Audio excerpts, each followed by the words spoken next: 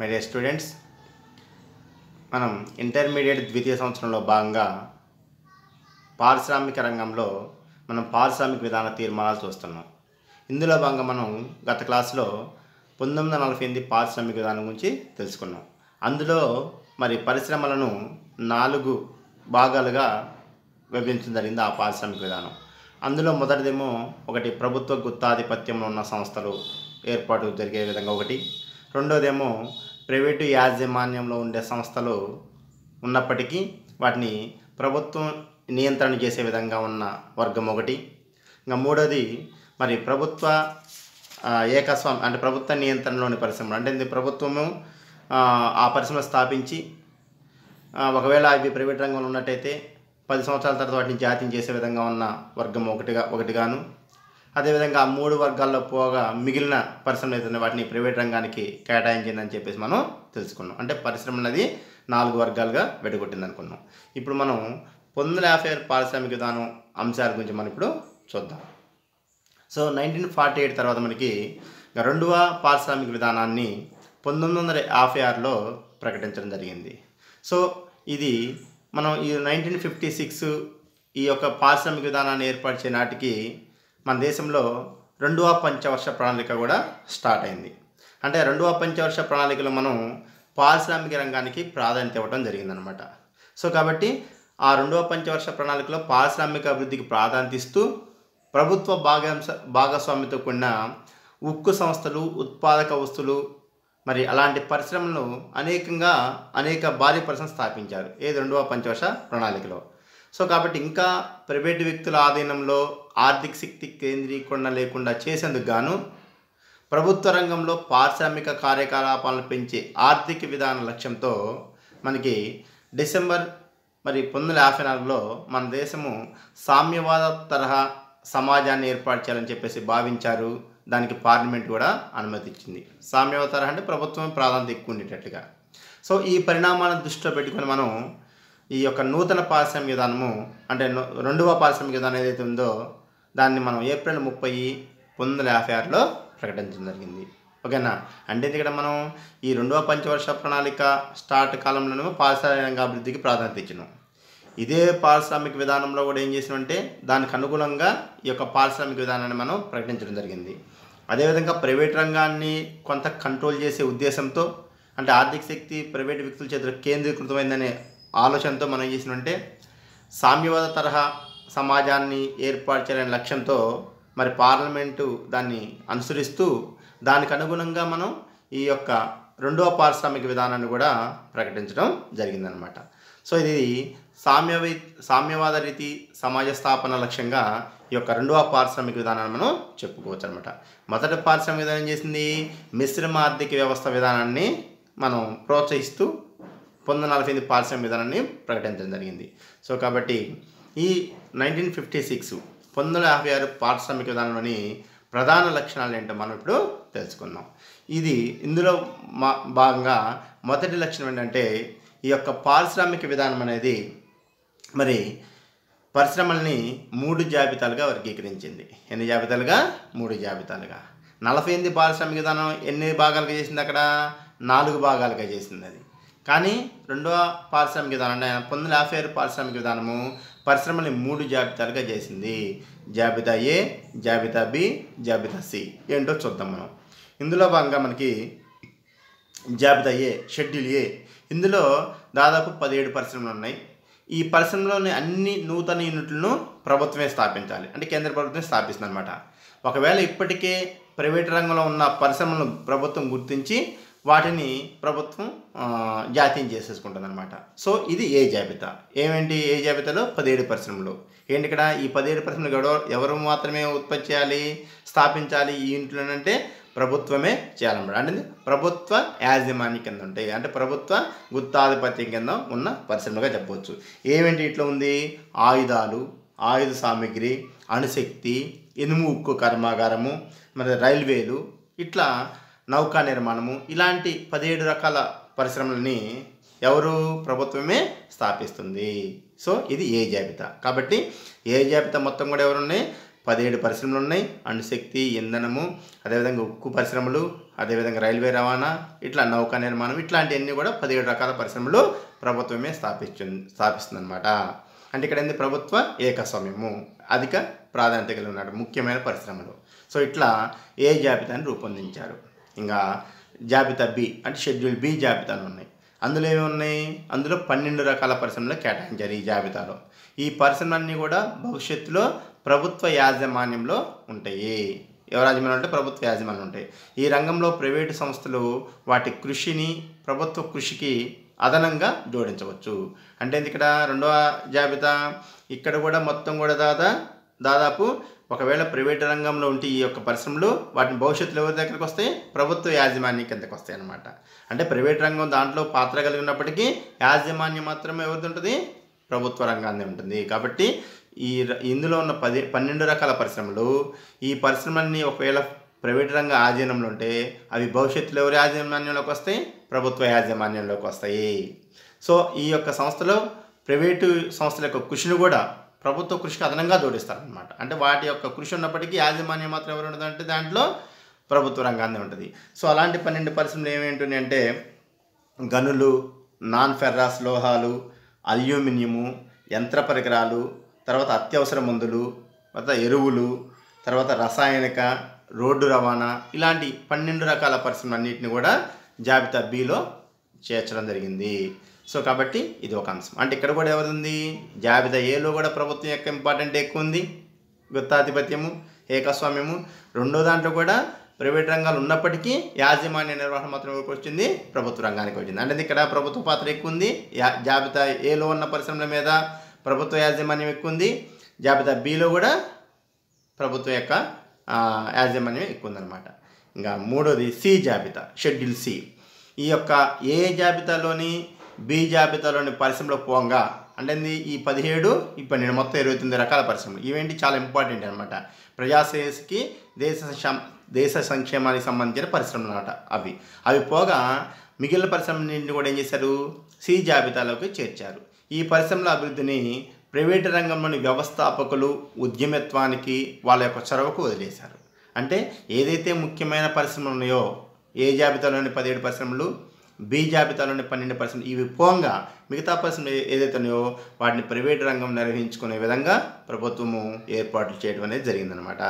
అంటే ఈ 29 కూడా ఏంటి, అవి దేశ శ్రేయస్సుకు సంబంధించినవి, ప్రజాశ్రేయస్సుకు సంబంధించిన పరిశ్రమలు కాబట్టి అవి ప్రభుత్వ నిర్వహణ కింద ఉన్నాయన్నమాట.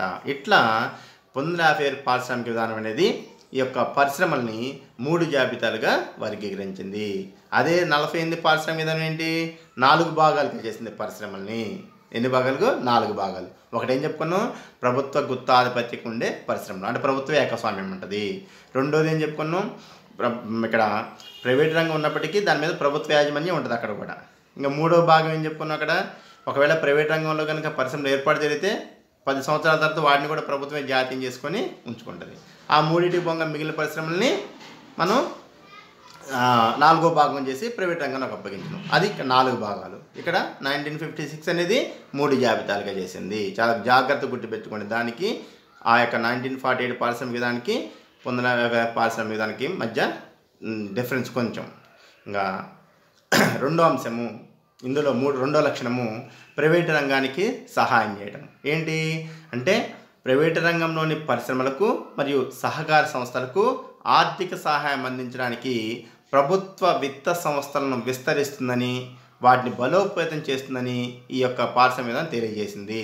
అంటే ప్రైవేట్ రంగానికి సహాయం చేయడం కోసం విద్యుత్తు, రవాణా మొదలగు అవస్థాపన సౌకర్యాలను బలోపేతం చేసింది.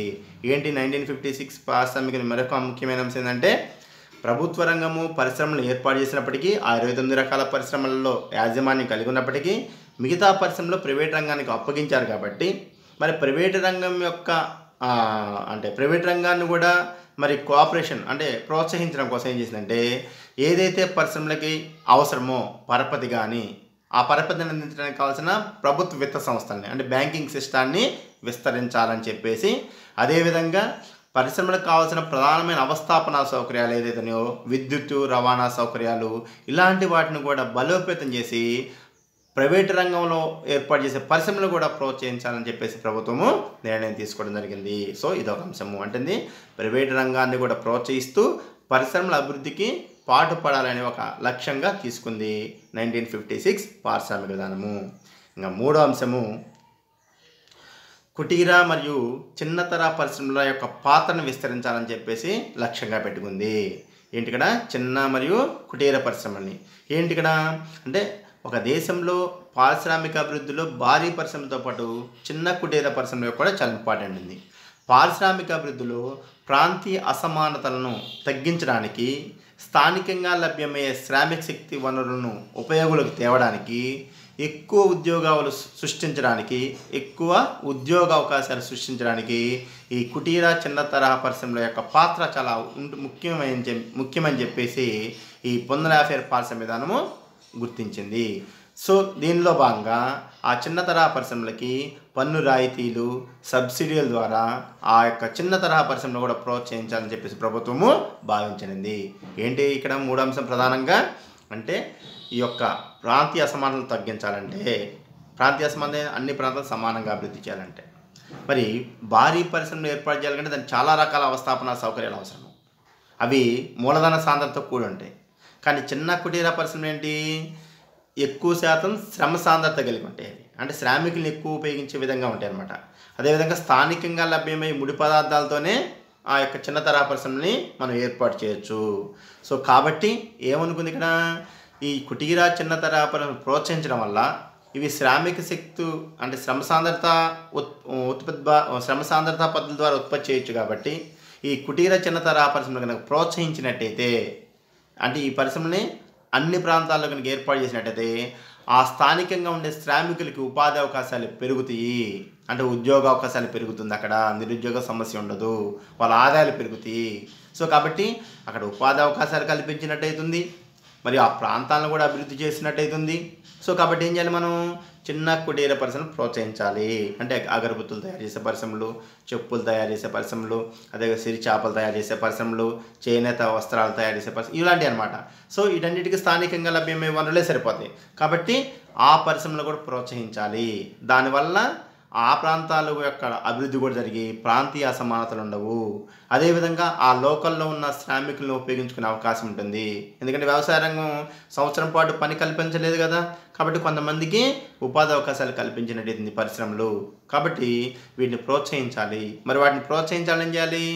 ఆ యొక్క సంస్థలు ఏర్పాటు చేసే వ్యవస్థాపకులకి, నిర్వాహకులకి అంటే పన్ను రాయితీలు, సబ్సిడీల ద్వారా మద్దతుని కనుక ప్రకటించినట్టయితే ఆ పరిశ్రమలు ఏర్పాటు జరిగి మరి అభివృద్ధి జరగడానికి ఆ ప్రాంతాలు అవకాశం ఉంటుందని చెప్పేసి ఈ యొక్క 1956 పారిశ్రామిక విధానం అనేది నిర్ణయం తీసుకోవడం జరిగింది. కాబట్టి ఒక దేశ అభివృద్ధిలో చిన్న కుటీర పరిశ్రమల యొక్క పాత్రను కూడా గుర్తించింది ఈ యొక్క పారిశ్రామిక విధానము. ఇంకా నాలుగో అంశము వివిధ ప్రాంతాల మధ్య సంతులిత పారిశ్రామిక అభివృద్ధి సాధించడము. ఏంటి ఇక్కడ అంటే ప్రాంతీయ అసమానత లేకుండా చేయడము, అన్ని ప్రాంతాలను సమానంగా అభివృద్ధి చేయడము. సంతులిత అంటే అన్ని ప్రాంతాలు సమానంగా అభివృద్ధి చేయడము. పారిశ్రామికంగా వెనుకబడిన ప్రాంతాలకు అభివృద్ధి అవకాశాలను అందుబాటులోకి తీసుకురావచ్చనే ఈ విధానాన్ని తెలియజేసింది. ఏంటి వెనుకబడిన ప్రాంతాలను కూడా అభివృద్ధిలోకి తీసుకురావాలి. వెనుకబడిన ప్రాంతాల్లో ఎక్కువగా ప్రభుత్వ రంగ పరిశ్రమలను స్థాపించడంతో పాటు పన్ను రాయితీలు, సబ్సిడీ వంటి ప్రోత్సాహకాలను వెనుకబడిన ప్రాంతాల్లో పరిశ్రమలు స్థాపించే వ్యవస్థాపకులకు ప్రభుత్వం ప్రకటించింది. ఏంటి ఇక్కడ ప్రైవేట్ రంగం కూడా పరిశ్రమలు ఏర్పాటు చేసుకోవచ్చు అని చెప్పుకున్నాం మనం. కానీ ప్రైవేట్ రంగం యొక్క ముఖ్య ఉద్దేశం ఎటువంటిది? గరిష్ట లాభార్జన ఉంటుంది. కాబట్టి వాళ్ళు వెనుకబడిన ప్రాంతాల్లో పరిశ్రమలు స్థాపిస్తారా? స్థాపించరు. వాళ్ళు ఎక్కడైతే లాభాలు వస్తాయో అక్కడ స్థాపిస్తారు. కానీ ప్రభుత్వం ఏంటి? ప్రజా సంక్షేమం ముఖ్య ఉద్దేశంగా ఉంటుంది, ప్రజా శ్రేయస్సు ముఖ్య ఉద్దేశంగా ఉంటుంది. కాబట్టి ఏం చేసింది? ప్రాంతాల మధ్య అసమానత తొలగించాలంటే వెనుకబడిన ప్రాంతాల్లో కూడా పరిశ్రమలు ఏర్పాటు జరగాలి. అప్పుడు అక్కడ అవస్థాపన సౌకర్యాలు పెరుగుతాయి, ఉపాధి అవకాశాలు పెరుగుతాయి, ఆ ప్రాంతాలు అభివృద్ధి చెందుతాయి, ఉద్యోగ అవకాశాలు పెరిగి నిరుద్యోగ సమస్య ఉండదు, పేదరికం ఉండదు. సో ఇట్లా గుర్తించింది. సో కాబట్టి మరి వెనుకబడిన ప్రాంతాల్లో ప్రభుత్వ రంగ సంస్థను స్థాపించాలంటే ఏం చేయాలి మరి అంటే అక్కడే ఎవరైనా ప్రభుత్వ రంగము ఆ వెనుకబడిన ప్రాంతాల్లో పరిశ్రమలు ఏర్పాటు చేయడంతో పాటు ఏదైనా సరే ప్రైవేట్ రంగం వాళ్ళు కూడా వెనుకబడిన ప్రాంతాల్లో పరిశ్రమల ఏర్పాటుకు ముందుకు వస్తే వాళ్ళకి అక్కడ ట్యాక్స్ సిస్టంలో అంటే పన్ను సిస్టంలో రాయితీలు అంటే సిటీలో కనుక 10% ఉంటే పన్ను రేటు ఆ ఉత్పత్తుల మీద ఇక్కడ వెనుకబడిన ప్రాంతాల్లో ఉత్పత్తి చేసి 5% అనమాట తగ్గించడం అన్నమాట రాయితీ అంటే. అదేవిధంగా సబ్సిడీలు ఇవ్వడం. సబ్సిడీ అంటే ఏంది మార్కెట్ ధర కంటే తక్కువ ధరకు అందించడం అంటే యంత్రాలు కానీ యంత్ర పరికరాలు కానీ లేకపోతే కనుక వాటికి కావాల్సిన పరపతి కానీ ఇట్లాంటివి అనమాట. సో ఈ యొక్క వ్యవసాయ అంటే పరిశ్రమకు కావాల్సిన పరికరాలు ఏదైతే ఉన్నాయో దానికి కావాల్సిన వాటి మీద సబ్సిడీ ఇచ్చి ప్రోత్సహిస్తే మరి ప్రైవేటు రంగం వ్యక్తులు కూడా వెనుకబడిన ప్రాంతాల్లో పరిశ్రమలు స్థాపించడానికి అవకాశం ఉంటుందనే ఉద్దేశంతో ప్రభుత్వము ఇట్లా కొన్ని రాయితీలు సబ్సిడీలు ప్రకటించింది. దీనిలో భాగంగా వెనుకబడిన ప్రాంతాల్లో కూడా పరిశ్రమలు ఏర్పాటు జరిగి అన్ని ప్రాంతాలు కూడా సమాన అభివృద్ధి జరిగే అవకాశం ఉంటుందని చెప్పేసి ఈ యొక్క 1956 పారిశ్రామిక విధానము నిర్ణయం తీసుకుందనమాట. ఇదొకటి. ఇంకా 5వ అంశము విదేశీ మూలధనం పాత్ర. ఏంటి విదేశీ మూలధనం అంటే మనం చెప్పుకున్నాం మన భారతదేశంలో మరి నిరుద్యోగ సమస్య ఉంది, ప్రజలకు ఆదాయాలు తక్కువ ఉన్నాయి, పొదుపు రేటు తక్కువ ఉంది కాబట్టి మూలధనం కూడా తక్కువ ఉంది. కానీ మన దేశంలో మూలధన సామర్థ్యం తక్కువ ఉంది కాబట్టి మన మూలధనం కావాలంటే ఏం చేయాలి, మనం ఇతర దేశాల నుంచి మూలధనాన్ని సేకరించాలి. కాబట్టి మన దేశ మూలధనానికి మన దేశీయ పొదుపుకు మరి విదేశీ మూలధనం కూడా కొంత కలిస్తే చాలా బాగుంటుంది అనే ఉద్దేశంతో విదేశీ మూలధనాన్ని యొక్క పాత్ర కూడా గుర్తించి ఇది మనం ఇతర విదేశీ మూలధనాన్ని కూడా మనం ఆకర్షించడం జరిగింది. కాబట్టి దేశీయ పొదుపుకు విదేశీ మూలధనం మద్దతుగా ఉంటుందనేది ఆలోచించి ఇది పెట్టుబడి కోసము అధిక వనరులను సమకూరుస్తూ విదేశీ వ్యాపార చెల్లింపుల శేషంపై ఒత్తిడిని తగ్గిస్తుంది. మనకి అక్కడి నుంచి వస్తుంది కాబట్టి విదేశీ మూలధనం మన దేశంలోకి రావడానికి స్వాగతించింది ఈ యొక్క 1956 పారిశ్రామిక విధానము. కానీ సంస్థల్లో ప్రధాన వాటా, నిర్వహణ, యాజమాన్యం, నియంత్రణ భారతీయ చేతిలో ఉన్నప్పుడు మాత్రమే విదేశీ మూలధనాన్ని దేశంలోకి అనుమతించాలని ఈ విధానం స్పష్టంగా తెలియజేసింది. ఏంటి ఇక్కడ మనకి మన దేశంలో విదేశీ మూలధనాన్ని మనం తీసుకోవచ్చు, సంస్థలు పరిశ్రమలు స్వీకరించవచ్చు. కానీ ఏం చేయాలి అంటే విదేశీ మూలధనం అనేది మన దేశ పరిశ్రమలోకి వచ్చేటప్పుడు వాళ్ళ యొక్క పాత్ర, వాళ్ళ యొక్క యాజమాన్యము, వాళ్ళ యొక్క నిర్వహణ ఎక్కువ ఉండకూడదు. మన భారతదేశ పారిశ్రామికవేత్తల ప్రభుత్వం యొక్క పాత్ర ఎక్కువ ఉండాలి, నిర్వహణ ఎక్కువ ఉండాలని చెప్పేసి అట్లా ఉన్న సంస్థలో మాత్రమే విదేశీ పెట్టుబడిని ఆహ్వానించాలని చెప్పేసి ఈ యొక్క నిర్ణయం తీసుకుంది. ఎందుకంటే మన దేశ పరిశ్రమల యొక్క వాటాలు మూలధనం కంటే విదేశీయుల లేదా విదేశీ మూలధనం యొక్క వాటా మరియు యాజమాన్యం ఎక్కువ ఉందనుకోండి, వాళ్ళ చేతిలో పోతాయి పరిశ్రమలన్నీ కూడా. కాబట్టి లాభాల మొత్తం కూడా ఇతర దేశాలకు పోయే అవకాశం ఉంటుంది. కాబట్టి ఏం చేసిందంటే ప్రభుత్వం ఇక్కడ ఈ యొక్క పారిశ్రామిక విధానంలో విదేశీ మూలధనాన్ని మనం స్వీకరించవచ్చు. కానీ ఎట్లుండాలి, మన యొక్క వాటాల కంటే మూలధనం కంటే దాని యొక్క శాతం తక్కువ ఉండాలి. అప్పుడు ఆ యాజమాన్యం ఎవరికి ఉంటుంది, ఎవరికైతే వాటాలు ఎక్కువ ఉంటే వాళ్ళకి యాజమాన్యం ఎక్కువ ఉంటుంది. కాబట్టి మన దేశంలో వ్యవస్థాపకుల యొక్క వాటాలు, ప్రభుత్వం యొక్క వాటాలు ఎక్కువ ఉండే విధంగా చూసుకోవాలని చెప్పేసి ఈ యొక్క పారిశ్రామిక విధానము నిర్ణయం తీసుకుంది. సో దీనివల్ల ఏమైందంటే విదేశీ వ్యాపార చెల్లింపుల శేషంపై ఒత్తిడి తగ్గుతుంది. ఎందుకంటే మన ఇతర దేశాలకి మనం ఇవ్వాల్సిన విదేశీ మారక ద్రవ్యం అనేది మనకి ఇప్పుడు వస్తుంది కాబట్టి కొంత ఒత్తిడి తగ్గే అవకాశం ఉంటుంది. అంటే మనం చెల్లించే చెల్లింపులు తక్కువైపోతాయి అన్నమాట. సో కాబట్టి ఇట్లా ఒక దేశంలో పారిశ్రామిక రంగం అభివృద్ధి జరగాలంటే మరి మన దేశ మూలధనంతో పాటు విదేశీ మూలధనం కూడా అవసరము అని భావించి మన దేశంలో మన పరిశ్రమల్లో మన యొక్క వాటాల కంటే దాని వాటాలు తక్కువ ఉండే విదేశీ మూలధన లేదా విదేశీ ఉద్యమదారుల యొక్క వాటా తక్కువ ఉండే విధంగా విదేశీ మూలధనాన్ని మనం స్వీకరించవచ్చు అని చెప్పేసి ఈ యొక్క పారిశ్రామిక విధానము ప్రకటించడం జరిగింది. సో ఇదొక అంశము. దీని తర్వాత మనకి 6వ అంశము నిర్వహణ మరియు సాంకేతిక అభివృద్ధి. ఏంటి ఇక్కడ భారతదేశంలో త్వరితగతిన పారిశ్రామికరణ కార్యక్రమం ఎక్కువ మంది నిర్వాహకులకు, సాంకేతిక నిపుణులకు డిమాండ్ సృష్టిస్తుందని ఈ యొక్క పారిశ్రామిక విధానం పేర్కొంది. అందుకని సంస్థను స్థాపించి వాటిని బలోపేతం చేయాలి. ప్రభుత్వ సేవల్లో కూడా సరైన నిర్వహణ నిపుణులను, సాంకేతిక నిపుణులను నియమించాలని విధానం పేర్కొంది. ఏంటి ఇక్కడ మనకి అంటే ఈ యొక్క ఎప్పుడైతే కనుక పరిశ్రమలకు ఏర్పాటు జరుగుతుందో, పారిశ్రామిక వేగవంతం జరుగుతుందో ఆటోమేటిక్గా ఆ పరిశ్రమల్ని నిర్వహించే నిర్వాహకులు, ఉద్యమదారులు, వ్యవస్థాపకులు, అదేవిధంగా టెక్నీషియన్స్ అంటే సాంకేతిక నిపుణులకు డిమాండ్ పెరుగుతుంది. ఎందుకంటే పరిశ్రమలు పెరిగితే ఆ యొక్క పరిశ్రమలని నిర్వాహకులకి టెక్నీషియన్ అంటే సాంకేతిక నిపుణులకి మరి డిమాండ్ పెరుగుతుంది. కాబట్టి ఏం చేయాలి, మనం ఈ యొక్క పారిశ్రామిక సంస్థలను కనుక స్థాపించినట్టయితే మనం ఈ యొక్క నైపుణ్యం కలిగిన నిపుణులను అదేవిధంగా సాంకేతిక విజ్ఞానాన్ని మనం పరిశ్రమలో ఏర్పాటు చేసుకొని అభివృద్ధి చేసుకోవాలని చెప్పేసి ఒక ఈ అంశంగా తీసుకుందనమాట ఇందులో. కాబట్టి ఇక్కడ ఏమైతుంది, మన దేశంలో ఖాళీగా ఉన్న నిపుణులు ఏదైతే ఉన్నారో నిర్వాహకులు, నైపుణ్యం కలిగిన నిర్వాహకులు, సాంకేతిక నిపుణులకు కూడా డిమాండ్ పెరుగుతుంది, వాళ్ళకు కూడా ఉపాధి అవకాశాలు సృష్టించగలుగుతామని చెప్పేసి ఇది తెలియజేసింది. సో ఇది ఒక అంశము. దీని తర్వాత శ్రామికులకు ప్రోత్సాహకాలు. ఏంటి శ్రామికులకంటే, ఈ విధానము శ్రామికుల పని సేవల పరిస్థితులను అభివృద్ధి చేయడానికి తగినన్న ప్రోత్సాహకాలు కల్పించింది.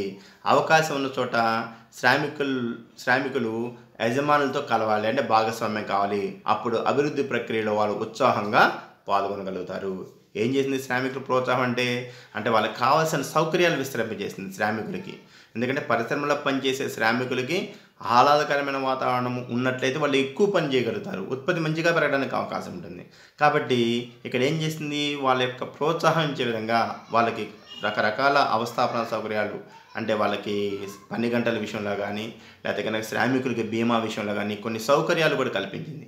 ఇంకేం చేసింది, కొన్ని చోట్ల అంటే శ్రామికులకి యాజమాన్య హక్కులు, భాగస్వామ్యం, కొన్ని వాటాలు కూడా బదలాయింపజేసింది. ఎందుకంటే వాళ్ళు కూడా పరిశ్రమలో భాగస్వామ్యం అయితే మన యొక్క భాగస్వామ్యం ఉంది కాబట్టి దీన్ని మంచిగా అభివృద్ధి ప్రక్రియలో తీసుకెళ్ళినట్టయితే వచ్చే లాభాలు మనం కూడా పొందవచ్చు అనే ఉద్దేశంతో వాళ్ళు ఇంకొద్దిగా ఇంట్రెస్ట్గా ఇంకొద్దిగా ఆసక్తిగా పని చేయగలుగుతారు. దాని ద్వారా పరిశ్రమల అభివృద్ధి అనేది జరుగుతుంది. సో కాబట్టి వాళ్ళను కూడా అభివృద్ధి ప్రక్రియలో భాగస్వామ్యం చేస్తే ఇంకా పారిశ్రామికరణ అనేది వేగవంతం జరుగుతుందని ఈ యొక్క 1956 పారిశ్రామిక విధానం భావించి శ్రామికులు కూడా ప్రోత్సాహకాలతో పాటు కొన్ని రాయితీలతో పాటు వాళ్ళకి భాగస్వామ్య హక్కు కూడా యాజమాన్య కొంత వాటాలు కూడా బదలాయించడం అనేది జరిగింది ఈ యొక్క 1956 పారిశ్రామిక విధానము. సో ఏదైనప్పటికీ కూడా ఈ తీర్మానం ప్రభుత్వ రంగాన్ని ఎక్కువగా విస్తరించింది. ఎందుకంటే మనం చెప్పుకున్నాం, ఏ జాబితాలో 17% ప్రభుత్వ రంగ యాజమాన్యం కింద ఉన్నాయి దాదాపుగా, బి జాబితాలో 12 రకాల పరిశ్రమలు మెయిన్ ముఖ్యమైనవి, మౌలికమైనవి, భారీ అవి కూడా ప్రభుత్వ రంగం ఉంటాయి, మిగతా మాత్రమే ప్రైవేట్ రంగానికి అప్పగించింది. అదేవిధంగా ఈ యొక్క పారిశ్రామిక విధానం ప్రకటించేటప్పుడే సామ్యవాది రీతి సమాజ స్థాపన ధ్యేయంగా చేసింది. అంటే సామ్యవాద రీతి సమాజ స్థాపనలో ప్రభుత్వం యొక్క పాత్ర ప్రధానంగా ఉంటుంది. కాబట్టి ఈ తీర్మానం ఏమైనప్పటికీ ప్రభుత్వ రంగాన్ని విస్తరించడం వల్ల ప్రైవేటు రంగంలో కార్యకలాపాలు బాగా తగ్గిపోయాయని దీని మీద కొంత విమర్శ రావడం జరిగింది. సో ఏదేమైనప్పటికీ కూడా ఈ 1956 పారిశ్రామిక విధానం మరి 2వ పంచవర్ష ప్రణాళికలు ఏర్పాటు జరిగింది కాబట్టి అనేక భారీ తరహా పరిశ్రమలు ఏర్పాటు చేయడం జరిగింది. కొంత పారిశ్రామిక అభివృద్ధి జరిగిందని చెప్పేసి మనం చెప్పుకోవచ్చు. Okay, thank you.